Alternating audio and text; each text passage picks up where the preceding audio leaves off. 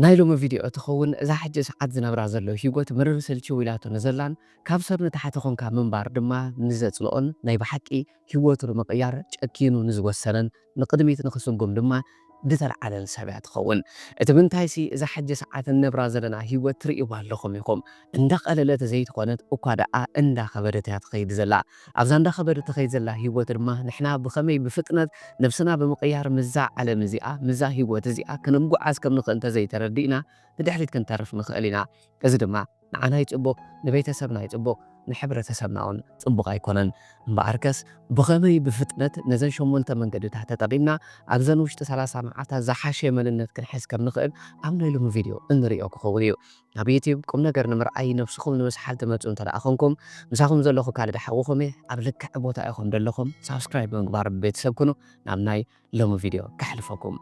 مچم از اوان زي كاب زخون اوان لعلي سجنت يردخون اوانيو لمن تاخا خمو تبل دل خانتر ايكم نحواتي انت داريكم مسانا بحد بوتا زنبرو كمان عينت ستاتس ويكا كمان عينت نابرا زنبرو مسابات كنري من كلنا بزح اللي ساعات جن زبلتن زحشن مدارك تالبو زخونن هيوت فتيرم خوني خوليوم قريهم جنزبو ما خعبيتهم هافتامات كون هيوتهم كغيرو بزتفلالي من قدي زحشن دبلتن هيوت كنوبرن كلو ገለገለ ሰባት ድማ ኣብቲ ዘለዎ ስታት ገይሮም ወይ ከዓ ኣብኡ ተቐልቂሮም እዮም ዝተርፉ ይገርም ኣሕዋት ብኸመይ እዮም እዞም ሰባት እዚኦም ብኸምዚ ፍጥነት ክቕየሩ ዝኽእሉ ኢልና ክንሓስብ ከለና ኣብ ኣእሙሮና ዝመፀና ወይ እውን ኩላትና ብሓባር ኮይና ንዕልሎ ነገር ተዳሃልዩ ድማ ዕድለኛ ስለ ዝኾኑ ስድሮኦም ሃብታማት ስለ ዝኾኑ ወይ እውን በቃ ድኾነ ዕድል ረኺቦም ወይ ድማ መንገዲ ረኺቦም በቃ ንዕኦም ሂወት እውን ስለ ዘዳለወት ኮይኑ ክስምዐና ይኽእል ክኾን እዩ እዚ ግን ኣይኮነን ተሓቂ ኣሕዋተይ እንታይ ደኣ بفتنة كغيروا لزخود من قد ترخيبهم ما بحكي نفسهم بفتنة كغيروا سلزخاليو نحنا كم خنقبر نخقله هو يكالي حواد بخمين تلعلكم من دما انه اتا قداميتي بفتنة بقلت في وزنا نخنكير اترد انا نقر انبار احوات زحاش نقر كم زقب انا مأمانيو امنت كل نقر احوات انت رأى نزا نقر زي اخن رد ان بزقب بعد ما امنتنا كان حيل انت الاخ إلنا ينخا بفتنة هيوتنا خنكير نخقل انت زي كوينو ازا هيوت زي زدلنا نقر زي كونت اتهبنا وكادا زأمنا نقر يزبو حبنا حوات إذن تلقى خوين دما مجمرة أب أمنتنا كنسرح كنكئل لنا أنا كو خمس عينة هيوت عيقب أنني عيكئلني عيكون الليليو سقيك عيترقم لبهالي ولن كستهافتهم سلزقوني أنا قنكم عينة سدراس لزي باللئيو زبل أمنت كاوشت ما نحينا كنوصو خنكئل لنا اتمنتاي زي امنتنا يخن كساقسنا امنتنا اينا بزحشي هيوت كوسدنا سلازي خواتنا كلاتنا بحنت عين زرئنا نخلو نزي بولوس انبلو دلنا حجي زحشي هيوت دنبر دلو سب نعوم فتعري زخونن انا خا فتعرينا اخواتي حاتيتنا يا زغل كلنا فتعري خا يكونن دلنا سلازي زحاتلكم وكهبكم زترالو فتعري كلاتكم زلكم كلاتنا زلنا حواتي سلازي نمنتاي انا زدلو هيوت ايقب انني ويك اني زد اي وصحاني دول دلو خن منتاي فتعري اسكا كل ነገር ይካአሊ ዝብል እምነት እቲ ቀዳማይ ወሳነ ዝኾነ ብፍጥነት ናፍቲ ዝደልዩ ዓይነት ህይወት ከምርሕኒ ዝኽእል ነገር እዩ ስለዚ እታ ቀዳመይቲ እንተረኣ ህይወትና ክንቅይርና ሓስብ ሃሊና ክንቅይራ ዘለና እምነትና እያ ዝሓሸ ድበለፀ ህይወት ነቶም ካልኦት ሰባት እንተተገቢእዎም ንምንታይ ንዓና ዘይግበአና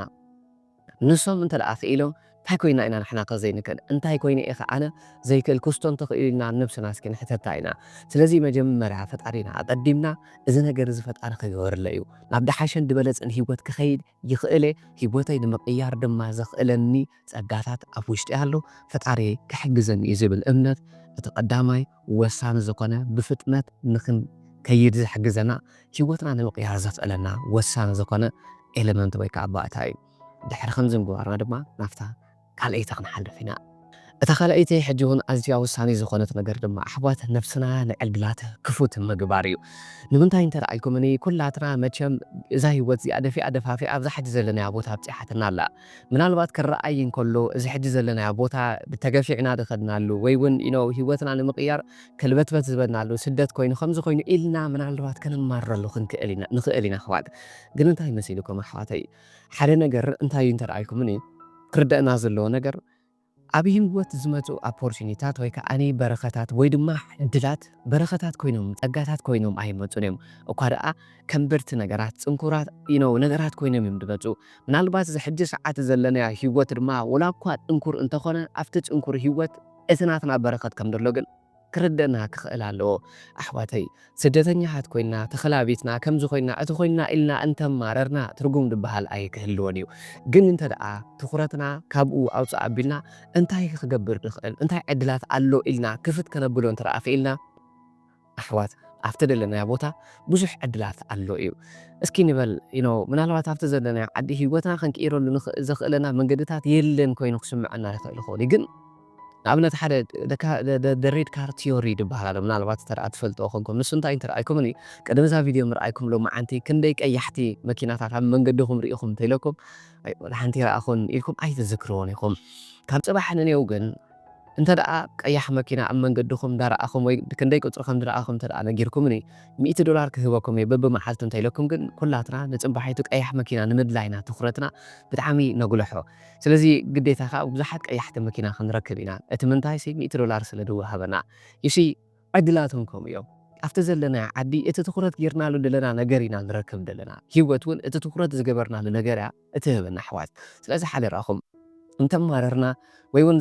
ዝሂወት ዝፅንኩር ዝዓዲ ዘለኹ ከምዚ እዩ እዚ እዩ እንተበልና እሱ ኢና ክንረክብ ግን ዓይንትና እንተረኣ ከፍት ከነብል ክኢልና ትኹረትና ድማ ዕድላት ናብ ዘለዎ ቦታታት ክንገብሮ እንተረኣ ክኢልና ግን ኣብቲ ዘለና ዓዲ ምናልባት ብዙሕ ዝኾነ መዓት ኣዝዩ ዘይገመትና ንሕና ብዙሕ ኦፖርቹኒቲ ክህሉ ይኽእል ይኸውን እዩ ዝገርመኩም ሓደ ዓርከይ ኣብ ቀረባ እዋን እዩ ዓመት ኣከባቢ ከምኡታት ይኹን ዓመትን ገለን ኣከባቢ ገይሩ ይኸውን ናብ ካናዳ ይኸደልኩም ካብዚ ዓዲ እዚ ሶናኡምስ ከደ በቃ ካብዚ ከይድ እንከሎ ብቁልጥፍ ስራሕ ዝረክብ ፈጣሪ ደርቢ ድርቤንን የዝነት ነገራት ክረክብ ከምዚ ክገብር ይድብል ኣብዚ ሒዝዎ ድኽደ እምነት ነይርዎ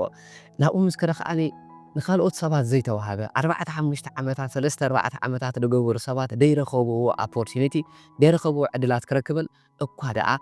እንዳረኣኽዎ ኣነ ክልተ ስራሓት ክረክብን ካብኦም ድማ ማሪፅ ናብ ድሌቱ ከይድኒ ኣነ ተዓዚበዮ ከምኡ ኢሉ እውን ይዕለን ነይሩ ይገርመካ ኮይ ካልእ ሓወይ ለካ እቲ ንሕና ጠመተና ዝገበርናሉ ትኹረትና ዝገበርናሉ እንዳበዝሐ ከይድ እንብሎ ነገር ስለካ ሓቂ እዩ ማለት ብዙሓት ሰባት ኣለዉ ብዙ 4-3 ዓመታት ገይሮም ስራሕ ዘይረኸቡ ኣነ ግን ኣብ ውሽጢ ውሕዳት ኣዋርሕ ፈጣሪ ሓጊዝኒ ከም እምነተይ እቲ ዕድላት እቲ ትኹረት ክገብረሉ ስለዝኽኣልኩ ረኺበ የብለኒ ነይሩ እዚ ነገር እዚ ብጣዕሚ ደስ ዝብል ኣሕዋት ስለዚ ሓሊራኹም ሂወትና ንምቕያር ንሕና ጥራይ ንወስን እምነት ከዓ ይሃልወና የዓይንትና ጥራይ ንኽፈት ደኣ እምበር ብዙሕ ዕድላት ኣሎ ኢና ኣብነት ብድሕሪ እንታይ ገይሩ ትሰብዝ እንተደኣልኩምኒ ብጣዕሚ غزي له خورة حوي عركي كمون مسارحتي سنتاي جرب دحر إلني بقى خم إلى opportunity كده اللي مستمركو جنزب بجبايا بالله جم أنت رأخو لك بانكي خلك أحني خليو الكريديت تتلقى حتى وسيلة نتبانك تتوصل إنترست ببور حنا قفلكو خا لك مكينة جزئة أوبر كجمر خليدي بالحساب كأمتي لي كم بمقبار كا مكينة جزئة بإيران بكريديت جزئة لكن أنا opportunity تنتعدلتي تتقيم اللحظات جن المنات سلزه اللون نزع أدلز نمتك أم كأني opportunity بقى أي متقلنا إذا سوى زين أمنت سلسلو بأمنة رما نظام كنا زي جزيء سيكون جزيء actually توصلنا جنزبي نسو investigate لا قرب توصلنا شحاتي تم بتعم بوجح من قدي يحق زواقاتهم بانكيو لمن تاين ترى أيكم 10 شيء 20 شيء كسب 3 شيء حكى بكريديت هيبو تم باكتيم كسر حقاق اليوم جن أمنة ترى أهلك أخنا زي أدلزن نزريس كذا وسير كا كتتجبرون تقول تحم حبنا جريح وقت ስለዚ opportunity ናትና ከም ዘሎ ተረዲእና ነፍስና ንዕድላት ክፍት ንግበራ እዚኣታ ካልአይቲኣ ናፍታ ሳልሰይቲ ተኸብለኩም እታ ሳልሰይቲ ብፍጥነት ንኽንቅየር ወሳኒት ዝኾነት ነገር ድማ ኣሕዋት ኣብ ኤዱኬሽን ወይ ከዓኒ ኣብ ትምህርቲ ኢንቨስት ምግባር እዩ እንተደኣ ነፍስና ብዝግባእ ኤዱኬት ክንገብራ ክኢልና ነፍስና ክንምህራ ነፍስና ከነማዕብል ኣብ ነፍስና ኢንቨስት ክንገብር ተደኣ ክኢልና እመኑን ኣሕዋተይ በቃ ማለት ማዓት ዕድላት ኣሎን ነዚ ዕድላት እዚ ተጠቀምቲ ኢና ንኸውን ንሕና ስለዚ ነፍስና እስኪ ናይ ብሓቂ ነማዕብላ ኢና ናይ ብሓቂ ኣብ ነፍስና እስኪ ኢንቨስት ንግበር ኢና ምናልባት ዝተወሰነ ገንዘብ ሴቭ ክንገብሮ ንሓሰብና እንተደኣ ሃልዩ ኣብ ሕጂ እዋን እቲ ኸድሕነና ድኽእል እቲ ሴቭ ድገበርና ገንዘብ ዘይኮነ እኳ ደኣ ኣብ ሎሚ ኮይና ተማሃርና ትምህርቲ ምዃኑ ተረዲእና ኢንቨስት ንግበር ኣብ ዝተፈላለዩ ኮርሳት ነፍስና ንምሃራ كم زي حد ساعات قديتها جنزب أو تينا يكون زي حد ساعات ريول لهم يخم إذا إنترنت بتعمل فريلي بوزح نجارات كاميرا كذا مري من قدتها تدلو وقارئات أجا من تاين ترى الكومني بزجب عن حنا سي أتقاق موسى زي تردد أنا هاي مربوزح كان وصدوا نخل نجارال أبيتي بكم زي عينة مرتات كان وصد نخل تندل عينة موياتات كن أسمو لنخل ملي من قدتها تدلو عن زي حد ساعات زي ديرن تاي مسيلكم أحوال نخلاتنا ሓሙሽተ ህዋሳት እየን ተዋሂበና ኣለዋ ወይ ኢድና እዩ ዓይንትና እዩ ኣፍንጫና እዩ ኣፍና እዩ እዞም ሓሙሽተ ስምዒት ህዋሳትና እዮም ግን እዛና እዩ ግን ብኸመይ ኢና ንጥቀመለን ዘለና ገለገለ ኣጻብዕቲ ኩሉ ግዜ ስክሮል ንምግባር ዘይጠቅም ነገራት ንምርኣየን ዝጥቀማ ገለገለ ጻብዕቲ ከዓኒ ኣብ ስራሕ ነጠፍጠፍ ይብላ ኣለዋ ገለገለ እዛም ዘይጠቅም ነገራት ፖለቲካ ዶ መዓት ዘይጠቅም ፖለቲካ ዘይጠቅም ኮይኑ ይኮነን ግን በቃ እስኻ ክትቀይሮን ዘይትኽእል ነገር ኣክሊ ብሰንበር ዜና ብኸምዚ ነገራት እንዳተባህልካ ልብኻ ካብ ትስበር ጽቡቕ ነገራት ተሰማዓካ እዝንኻ ዝሓሸ ይመስለኒ ናይ ገለገለ ሰብ ዓይንቱ እውን ሕማቕ ነገራት እየን ዝሪኣ ኣለዋ ዘይጠቅም ፊልምታት ዘይጠቅም ካልእ ጽዩፍ ዝኾነ ፊልምታት ክኾኑ ይኽእል መዓት ነገራት ኣእምሮኻ ድኻ ዝገብር ኣእምሮኻ ዘዳኽም ነገራት ርእየሉ ክኽእል ይኸውን እዩ ገለገለ ሰብ ከዓኒ የዓይንቱ ከፊቱ መፅሓፍቲ ከንብብ ይኽእል እዩ የዛኑ ጽቡቕ ነገራት ክሰምዓለን ይኽእል ይኸውን እዩ ሓድራኹም ኣሕዋት በዚ ነገራት እዚ ንሕና ንዓንዩ ኢና ዘለና በዚ ዘይጠቅም ናይ ሶሻል ሚድያ ወረታት ንዑ ገዲፍና ግን እቲ ዝጠቕመና ነገራት መፅሓፍቲ ክኾኑ ይኽእል ኢንቨስት ምግባር ኣብ ነብስኻ ንሱ እዩ ብመፅሓፍቲ ነብስኻ ክትምራ ትኽእል ኢኻ ካብ ድኾነ ሰብ ካብ ካልእ ቦታ ክትረኽቦ ዘይትኽእል ነገር ካብቲ መፅሓፍ ክትረኽቦ ትኽእል ትምህርቲ ኣሎ እዩ ካብ ድኾነ ፖድካስት ከምዚታት ነገር ወይ ናይ ትምህርቲ ነገር ክትወስድ ትኽእል ኢኻ ኢንቨስት ጌርካ ገንዘብ ካውጢኻ እውን ምናልባት ከፊልካ ነብስኻ ክትቀይረሉ ትኽእል ስኪላትካ ትናትካ ኮሚኒኬሽን ስኪል እዩ እቲ ናትካ ሞያታት ሪ ከተማዕብለሉ ትኽእል መንገድታት ኣሎ ሓደ ብጣዕሚ ዝገርመኒ ኣሌክስ ሆርሞዚ ዝበሃል ሰብ ኣሎ ኣብ ከምዚ ዓይነት ዓውዲ ዘለና ሰባት ክንፈልጦ ንኽእል ኢና ትፈልጥዎ ትኾኑ ኢኹም እንታይ ይገብር ሓደ ግዜ ከምኡ ክብል ሰሚዐ እሞ ኣነ እውን ገሪሙኒ እንታይ ልመሲልኩም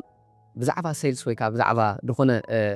ናቱ ናይ ማርኬቲንግ ኣብቲ ስራሕ ኣብቲ ቢዝነሱ ገለ ነገር ክፈልጦ ዝነበረ ነይሩ ሓደ ሎ ግራንት ኮርደን ዝበሃል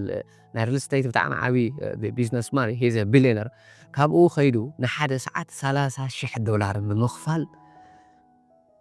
ኮርስ ከወስድ ጀሚሩ ፐርሰናሊ ኮች ክገብሮ ጀሚሩ ንሓንቲ ሰዓት 30,000 ይብለኩም ዘለኹ ንሓደ 4 ሰዓታት ኣከባቢ ኮች ገይሮ $120,000 ከፊሉ ን4 ሰዓታት ኣገርመኩም ንኣሕዋት ብዙሓት ኣለዉ ከምኦም እንደገና ናብ ሓደ ሩሰል ዝበሃል ከይዱ 30,000 ከም ዝኸፈለ ንሓደ መዓልቲ ሙሉእ ገለ ክዛረብ ሰሚዐ እሞ ኦኬ ማለት ሽዑ ጽቡቕ ገይረ ነፍሲ ኣስተንቲነላ ምክንያቱ ኣነ እውን ከምኡ ነገራት ክገብር ሓስብ እሞ ኢንቨስት ክትገብር ክትከፍል ከተብል ትብል እሞ ግን በቃ ይትረፈኒ ኢኻ ትብል ሴቭ ክትገብሮ እንታይ ክጠቕመኒ ኢኻ ትብል ግን በቃ ብጣዕሚ ሽዑ ሰዓት ጽቡቕ ነገር ተማሂረ ዓብ ነገር ተማሂረ እዞም ሰባት እዚኦም ብፍጥነት ከምዚ ዓይነት ቢዝነሳት ብኢሉ ክገብሩ ሂወቶም ክቕይሩ ዘኽእሎም ዘሎ ነገራት በቃ ድኾነ ሰዓት ከማ ኢንቨስት ስለዝገበሩ ኣብ ነፍሶምን ብዝግባእ ክመሃሩ ስለዝኽኣሉኒ ስለዚ እዛ ነገር እዚ ኣነ እውን ወሲደ ብጣዕሚ ብዙሕ ኮርሳት ሕጂ ኣነ እውን ድወስደሉ እንዳኸፈልኩ ድወስደሉ ኣሎ እዩ ከም እንደገና ንዓኹም ብቐሊሉ ነዚ ሂወትኩም ንምቕያር ዘኽእለኩም ስርበታኻዊ ዝኾነ ኣተሓሳስባ ለውጢ ንኸተምፅኡን ብዝግባእ ሂወትኩም ብምቕያር ካብ ሕልፍኩም ክትላቐቑ ሕጂ ሰዓት ክትነብሩ ብኸመይ ሓድሽ ሂወት ክፈጥሩ ከም ትኽእሉን ዘርኢ ብጣዕሚ ኣዝዩ ወሳኒ ዝኾነ ናይ 2 ወርሒ ኮርሳት እውን ነዳሉ ኢና ስለዚ ሎሚ እውን 16 ዙር ዝካየድ ስልጠና ኣለና ስለዚ እውን ረጂስተር ክገብሩ ትኽእሉ ኢኹም ኣብዚ ታሕቲ ዘሎ ናይ ዋትስኣፕ ናምበር ጌርኩም ክትረኽቡና ክትምዝገቡን ትኽእሉ ኢኹም على شمون تتخلص تخجمري سلازي حدا رقم واحد أب نفسنا إنفست نقبل نفسنا تبويرنا نمهرة زيادة ما نفترى بعيتي ختب لنا نعم ترى بعيتي من هالوقت حد ساعات زي تدلينا دخونا ساعات قد تدلينا نقر انت عند رايكم اني work life balance دبهاد نقر sacrifice كنقورو خنكلا لنا من هالوقت حد ساعات اندا صراحنا بتخ اندا تزناقعنا تشيل اندا قبرنا نقول عدنا خدنا قال بخوم هيوتنا خنكيرنا حسب انت راهدنا بخوم من قد يكون هيوت رقيال of course بالانس دلو هيوت منبار صبوق يحوات ግን ጊዜኡ አለ ወይ ናት ንምንታይ እንተራይኩም ንሕጂ በቃ ስንና ነኺስና ናይ በሐቂ ካልኦት ሰባት እንዳደቀሱ ንሕና ግን ለይት እንዳምሰና ከነንብቦ ክንርድኦ ክንግንዘቦ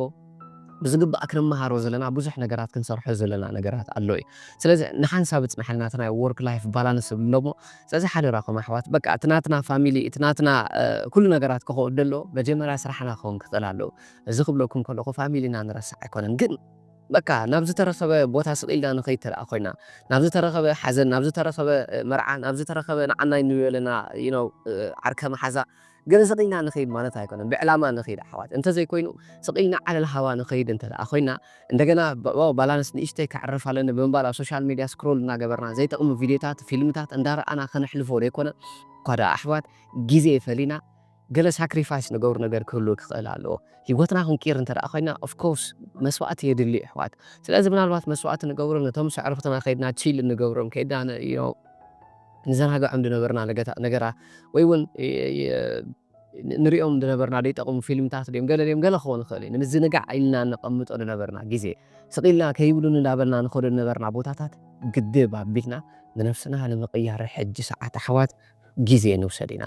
መስዋእቲ ሕጂ እንተደኣ ከፊልና ፅባሕ ንጎ ባላንስ ዘለዎ ሂወት ክንነብር ንኽእል ኢና እታ ከምሸይቲ ብፍጥነት ሂወትና ንምቕያር ካብ ዝሕግዘና ነገራት ድማ ነቲ ዘለካ ነገር ምልካዕ ሜዠር ምግባር እዩ ኩሉ ነገራት ግዜኻ ምልካዕ ዓበይ ተጥፍኦ ኣለኻ እንታይ ትገብር ኣለኻ መዓልትኻ ከመይ እዩ ደሎ ገንዘብካ ኣታዊታትካ ከመይ እዩ ደሎ እንተደይ ማኔጅ ዘይትገብሮ ወይ ከዓ ደይትልክዖ እንተደኣ ኮንካ ካበይ ናበይ ከተማዕብሎ ከም ዘለካ እውን ኣይትፈልጥን ኢኻ ኣሕዋት ስለዚ እንታይ ንግበር እንተደኣልኩም ንኩሉ ነገራት ንለክዓዮ ንኩሉ ነገራት ሜዠር ይሃልወና ገንዘብና ከመይ እዩ ደሎ ስቂልና ነጥፍደና ሴቭ ንገብሮ ነገራት ኣሎ እዩ ኣብ ምንታይ ኢና ኢንቨስት ንገብር ዘለና መዓልትና ከመይ ይውዒሉ ኣብ ዘይጠቅም ነገራት ዲና ስቂልና ስክሮል ክንገብር ውዒልና ረእይዎ ኢኹም ኣብዚ ኣቲኹም ዲጂታል ዌልቢንግ እንተይንኩም ሳምሰንግ ኣንድሮይድ ተረኣ ኮይኑ ሞባይልኩም ሪእዎ ክንደይ ሰዓታት ኣብኡ ከም ንሕልፍ ኣይፎን እንተኮይኑ iOS ተኮይኑ ከዓኒ ሴት ስክሪን ታይም ድብል ኣሎ ኣብኡ ኣቲኻ ትሪኦ ብጣዕሚ ብዙሕ ሰዓታት ኢኻ ኣብቲ ሞባይል ትተሕልፍ ድሓርካ ግዜ ስኢነ ትብል ከመይ ብኸውን ኣሕዋት ማኔጅ ንግበሮ ንለክዓዮ እስኪ ካበይ ናበይ ኢለ ከይድ ኣለኹ እንታይ ነገራት እየ ዝጥቀም ዘለኹ ሎማዓንቲ ካብቶም ክገብሮም ኢለ ዝሓሰብኩም ነገራት ክንደይ እየ ገይረ ክንደይ ከዘይገበርኩ ገንዘበይ ከመይ እዩ ደሎ ስቕ ኢለ ድብትኖ ዘለኹ ወይስ ብዝግባእ ጥቀመሉ ኣለኹ ምክንያቱ ክትሪእን ከለኻ ሓደ ግዜ እቲ ናይ ገንዘብ ዓቐን ዘይብሉ ልክዕ ዘይብሉ ነገራት ኢና ስቕ ኢልና ነፍስስ ምክንያቱ ገና ብዙሕ ነገራት ንዓይ እንዳድልየኒ ግን ናይ $250 ናይ $200 ጆርዳን ጫማ ክንገለ ጫማ ሕጂ ሰዓት ዝገዝእ እንተደኣ ኮይና ኣይልክዖን እዩ ደለኹ ኣታዊታተይ ምስ ወፃኢታተይ እውን ስቕ ኢለኻ ዓለላ ሃዋዶ ከይተዳህለ ዳስ ፕሮብለም ፅባሕ ንጎ ጆርዳን ጫማ ዶ ገለሎ ትንደልዮ ዓይነት ክዳውንቲ ዶ ትንደልዮ ኣይንገብርን ኢና ማለት ኣይኮነን ግን ነፍስና መግዳብ ኣለና ኣሎ ነፍስና ምልክዕ ኣለና ኣሎ ካበይ ናበይ ንኸይድ ከም ዘለና ክንፈልጥ እንተደኣለና ድማ ክንልክዖ ክንክእል ኣለና ወማዓንቲ ከመይ እዩ ነይሩ መዓልተይ መፅሓፍትን ቢቦዶ ወይስ ኣብ ደይጠቕመኒ ሶሻል ሚድያ ግዜ ኣሕሊፈዮ ምስ በዓል መን እየ ውዒለ እንተ በዓል መን እዩ ነይሩ መዓልተይ እንታይ እየ ተባሂለ ከመይ ነገራተይ ከመይ ዓይነት ኤነርጂ ሒዘ ውዒለ ፕሊስ ኣሕዋት ነዚ ነገር ዝፅቡቅ ጌርና ንረድኣዮ ኢና እዚኣ ድማ ናፍታ ሻድሸይቲ ከተምርሐና እታ ሻድሸይቲ ወሳኒት ዝኾነት ነገር ኣሕዋት ንዘይ ትፈልጦ ሰብ ከይድካ ምስኡ ኮኔክት ምግባር ምስኡ ከይድካ ኔትወርክ ምግባር ብጣዕሚ ኣዝዩ ወሳኒ ነገር እዩ ኣነ ብጣዕሚ ካብ መጀመርያ ድሃሲኒ ዝነበረ ሕጂ ሰዓት ግን ዝጥቀመኒ ነገር እንተደኣ ሃልዩ ምስ ሰብ በቃ ኣይትዓልልን ኢኻ ንሰብ ከይድካ ድኹን ነገራት ኮሚኒኬት ክትገብር ወይ ከዓ ምስኡ ኔትወርክ ክትገብር ኣይትሓስብን ኢኻ ግን እንታይ ድፍለጥ ኣለዎ ሁኖ ኣሕዋት እቲ ሕጂ ሰዓት ከይድና ነፋለጦ ወይ እውን እቲ ንሕና ዝደለናዮ ነገር ደተግበረ እቲ ንሕና ዝሓሰብናዮ ነገር ደስመረ እንተደኣ ኮይኑ ኣከንዲ ክላእ እዚኮ ስቂልካ እዩ ዕድል ስለ ዝረኸበ ከምዚ ገይሩ ቤተሰቡ ሃብታም ስለ ዝኾነ እዚ ስለ ዝኾኑ ኢልና ካብ ንዕኡ ምንሻው እዚ ዓይነት ዓዘራ ካብ ምፍጣር ከይድካ ነቲ ሰበቲ ብኸመይ ኢኻ ናብዚ ቦታ ዝበፂሕካ እንታይ ነገራት ኢኻ ጌርካ ከመይ ኢኻ ሓሊፍካ ኢልካ ምሕታት ፅቡቕ ነገር እዩ ኣሕዋት ስለዚ ሓደራኹም ፕሊዝ ሰባት ምሕታት ክኾን ይኽእል ከይድካ ምስኦም ኮሚኒኬት ምግባር ብፍላይ ድማ እቲ ናትና ኢንቫይሮንመንት ነቲ ናትና ሂወት ኣዝዩ ብጣዕሚ ኣዝዩ ልውስኖ ንምንታይ እንተላልኩም እኔ በቃ መስመን መምዃንካ ነገረካስ መስመን ከም ትኸይድ ንገረኒ ጉዳይ ብዙሕ ግዜ ንብሎ ኢና ስለዚ ፕሊስ ከይድኩም ምስ ሓደሽቲ ሰባት ተፋለጡ ኢኹም ንፋለጥ ከይድና ንዕኦም ምናልባት ገለ ሓሳብ ናይ ቢዝነስ ኣይድያ እንተደኣ ነርና ከምዚ ነትን ሓሳብ ኣለ እንተይና ከምዚ ግበር እቲ ነገራት እትገብር ክስተውኮ ከምዚ ገይሩ ከምዚ ንትብል ነገራት ሰሚሩሉ ከይድካ ሕተቶ እቲ ግበር ኢሎም ዞም ሰባት እዚኦም መንገዲ ክኸፍቱልና ይኽእሉ እዮም እታ ሽግርና ኣለ እንታይ እንተደኣልኩም ንኣሕዋል ብፍላይ ሓበሻ ኮይና ብዙሕ ግዜ ትሰምዖ ነገር ስለ ዝኾነ እዚ ሓበሻና ተበላሹ እንድዩ ሰላም ንኸይትብሎ ብዙሕ ኣንጎሎታት ይድጥዎ መለደ ሕግዘካ ሰብ ኣሎ እዩ ኢና ንብል ግን ሓደራ ኣሕዋት ካባማ ይጀምር እስኪ ንምንታይ ኢና ነዞም ሰባት እዚኦም ካብ ንፈርዶም እስኪ ንምንታይ ከምኡ ገብርለው ንርኣዮም ወይ እውን ደይሃድም ብዙሕ ሰብ እከሎ ናይ ባሓቂ ለውጢ ንደሊ ብዙሕ ሰብ እከሎ እዚ ክነግረኩም ዝፀናሕኩ ዓርከይ እቲ ሓንቲ ድገበርኳ ነገር ንሳ እያ ኢልኒ ኣብዚ ዓዲ ሰብ ማለት ኣብዚ ኮይና ንሰምዖ ነገር እንዲ በቃ ሰብ ካብ ሰብ ይዝሃድም ገለ ዝሰምዕ ነይረ ኣነ ግን ከይደ ሰላም ክብሎም ንስኦም ፅቡቅ ገይረ ክዛረብ ከምዚ ነገራት ኮሚኒኬት ገብር ምጀመርኩ ግን ኣንታ ስኻ ብጣዕሚ ፍሉይ ሰብ ኢኻ ብሉን ነይሮም ኢልኒ ኣነ እውን ከሪብኒ ማዕረፍም ዶ ኢልዮም ማለት ሰብ ካባኻ እንዳሃድም ንስኻ ግን እንዳመፀኻ ከመይ ኣለኻ ዳሓንዲኻ እንዳበልካ እንደገና ከዓኒ ብዛዕባ ብዙሕ ነገራት ተዓለና ከለኻ ብጣዕሚ ደስ ድብል ፐርሶናሊቲ ደለካ ብልዎ ነይሮም እዛ ነገር እዚኣ ካ ጠቂማቶ ዶ እንተረኣይኩምኒ ጠቂማቶ ኣሕዋት ንሱ ይፈልጥኒ ነይሩ እዞም ሰባት እዚኦም ግን ፅቡቅ ገይሮም ነጊሮሞ ከምዚ ጌርካ መኪና ብክሬዲት ክትወስድ ከም ትኽእል እዚ ከምዚ ጌርካ እንተደኣ ነዚ ክሬዲት ዝወሲድካ ከዓኒ መኪና ገዚእካ ክትሰርሕ ከም ትኽእል ተሓዛብቲ ካብቶም ሰባት ይወሲዶ ካብ ካልእ ኣይኮነን بليز مس بزحات سبات كونكت نقبر انت زي كوينو انت رأى تنوصدر لنا كريديت نموبايل تراي جازينا كريديت وسيدنا بيك أغمنا نقرات سقيلا نتواوق انت راحنا عبينا بلو تاريس كتيا وسبنا بلامو كابزوم صبات زيهم قال نقرات وسيدنا قالي ماكينا لنا خنجز كالا نقرات لنا خنقبر كنلك أحدنا بوزح نقدتات كاكالو صبات بوزح عينت لوتتات كنرخبولو نخيل حسابات مخرطات كنوسد نخيلنا بفتنة المقعس كابلي تقبلنا عبرو خونا نقل كا إزنا برزيل مش حدش تسبات مفلاد زي دحر مبالنا خالنا فتا شعبعيتكم كيدنا تا شعبعيتي وساني تزخونة نقردم أحوات زحاجو حتوتات كنا حتت كنكيل علينا لمن تاين ترأيكم قال حتوتات أهي سوقونا نيم بقى مانت أهي سوقونا نيم لمن تاين ترأيكم نقول هيوتي مقياركو أي كالكم كمزكو خويم تاي أخبر للني سقي كابو يترجم دبحال لي بيقولوا كمزكو أتكو إلنا أن حتى مزلنا حتى حرايس كده حنا بزع على زخميل كه يرديكون سكيت زاب كميل كديكون دي مثل قال لنا أن حتى مزلنا حتى إذكينا نتصرمنا لمن تم حتى ناس كتصبوا غيرنا نستخاخلهم يا إتنا حتى نتسب كنا يكون ندخلنا نسب خون خ نفتقر خون خ نفسنا أن حتى إذكينا نستخاخلنا بقى نفسنا بقى أنت هيدو لكي ولا حنت نجارك هي بلكن فلتأتي بلكي كم زي بلكي سبيت سب هفتامي بلك كم زي بلكي كم يجركي كتكير تقول أكن ببال ولا قا كفزيرو أنت تبقسنا سب أنت زي بلنا هفتامات أنت زي كون سدرانا زعل زون تنكر كبيد ولا قا أنت خنا دين كميل لا أنا خنكير نخل نفسي علو دو يخون من قد نفسهم حتى نخال أتصاباتهم دسي محوات هيوتنا خنكير ولا من قد تات مليء له لحظة of course هيوتنا خنكير زي نخل من قد تات كمليء له لكن أفتح حتى ننتر على إحنا خلنا نتسألك إلا قد حساب انت علينا قلنا بيزنس ايديا انترينا اذا نغير زي اسكم يغير يخبر دخل اذنت النغرات علنمو كم زنت النغرات غير نيره عندنا بقى اف كم بوتا ستاك ير لخمو ساخا كم يغير كخم دحلف كاس لدفلتكس كسل تتفلط نسخاس كخم زغير كان نغرني عردني قال قتلو انت الكاسب من قد ترخبولو تطلي حق في وتي بقم يا خطير قال ولا تحت دم الحتتات حجزني تراي دبحال ترى اكو نغن that's a problem أحد بمقنعته من يموق حجزنا even أنا أمنة هيلوني سبب سقيك حجزنا تفايتوا لون ترى أخون كأجن إذا النجارات تجبرني رمو أفكم زي أذا نجار زبودي للنمو إذا حجزنا أنت الكأجن تبغى رخنا حتى إذا حاشة حتى إذا حاشة حتى أنت أخا إذا حاشة مرسي أخا تركب سقيك حوسوس دبلا حتى أنت أخا حوسوس دبلا مرسي أخا تركب نفت أرنا حتى نبع على حوات بنتصور ناي بحق نفت أرنا حتى على النارو علامة دعم أزين نتصور لي ناي بحكي علامة نتصنع علينا علامة على الناري إذا قبل اللي نفت أرس النبلودنا ويس بقى لومي حالي حتى نقرب نتبحي تخلق أيكوني بنا تسفار نقرب كما إذن لهم إتناتنا حتى دات انت رأى نتصور دخون حتى عشون كاي نفت أرى حتيتنا نجوجل نتشات جي بي تي قالوا قلع دخون حتى حتيتك قلع بنسي بك أحوال فتعرف هذا أهم دحاتنا حتى نتصور انت رأى غير يعني أفتات قولتنا انت رأى تنينا كخون اللي أبزبل أفتر جمرنا أمنت انت رأى خنصنع كينا of course فتعرون نتا حتوتاتنا نتصور دخون نرسي كقرب اللايف زلما بفطنة كنتير أزيو كحجزنا نفتا ناي مودعتا شامني تقبلكم اتا شامنيتي نزن كل النجارات اسر بابيلات حزلنا أحوات روتين مفتعر ويك أني دقاقمنا أن نقبرهم لمدتات بزقبع محاز بعلامة مقبع عزيو روتين تزي حلينا أحبات نزاهي وتزيئة بزي سكيجول على الهواء ناخن كدا دمت وحجي خاني حيزنا خي دمت الفاسي خا مسو دافت أونا خنكي دمت من قدي خا خوستنا جن انت دا الروتين حلينا كم نقول كساب مشيت انتهي كم نقبر نبين خيل كم زلنا انتهي نقرات كأخن قبر كم زلنا سكيجول انت دا حلينا جن أحوات of course تسئلنا انتهي كم نقبر we know انت دا يكون نقول ذات حي تبرق لأمبر برق مسولف نبي كم دخي بيفلت انت دا أخينا بقى إذا نفاس إذا نابز وصلني نعناي مسدبلني نابز نخي ناب مسدبلني عمري تعمي بدي وسنكون كوسنا مزنبرني أمك حد ساعة دهاسي نزلوا نجرات بقوم إنها تساعد أي خير سلزن تاي نقبر ترى عليكم سكيدول نقبر يوبتنا نقول تسي نانتينا نقبر روتين حقنا نقول تسي أوتوماتيكالي كحسبي بالليل بقى بنقول نتاي كم نقبر نبي كم نتاي نجرات انتفتات كم نقبر I need to understand علنا بحن ساقات سلازي كل نجار بسكيدول نقبره even نابز السوشيال ميديا زخنا عتون كلنا سقينا هذه كنا بحاور خنا عتو دلنا كورينا أو زان لما أنتي لا سوشيال ميديا بس ساعات زيادة السوشيال ميديا زيادة عتو عتيد ما سيرش خبري بزعبة نجار زي እዛ ቪድዮ እዚኣ ከድራ ኢቨን እዛ ቪድዮ እዚኣ ንባዕላ ስኬጁል ኣብትናትኩም ስኬጁል ክትህልው ክትክእል ኣለዋ